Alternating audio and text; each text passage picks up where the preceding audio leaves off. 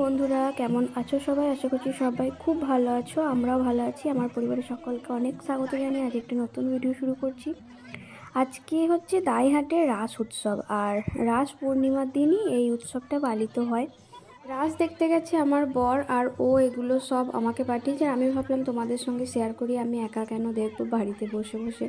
তো যেতে পারলে খুব ভালো হতো, কিন্তু সোনাকে নিয়ে তো এখন যাওয়া সম্ভব নয়।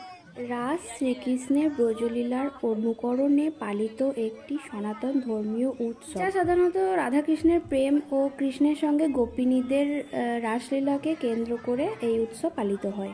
এটি একটি বার্ষিক উৎসব যা কার্তিক পূর্ণিমার রাতে চিহ্নিত হয় আর রাধা কৃষ্ণের সঙ্গে গোপিনীদের নৃত্যকে বোঝায়।